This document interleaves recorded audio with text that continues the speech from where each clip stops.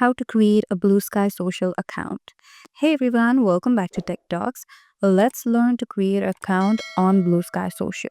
First, make sure to download the BlueSky app from your Play Store or App Store and open it.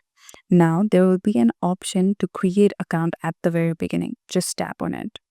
Now, just enter your email address, set a very strong password, and choose your birth date and hit next. Now type in your desired username, and after you select that, hit next again. Now select I am a human, and then you'd have to pass some CAPTCHA. After you are done with the CAPTCHA, your account will be created. Now just add in your profile picture, or you can also create an avatar insert. Just select the desirable emoji and color, and your avatar will be created. Then select your interest of what posts you like to see and hit continue.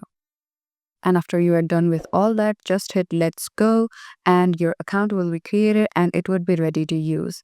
Just scroll to discover, following, and you can just explore BlueSky.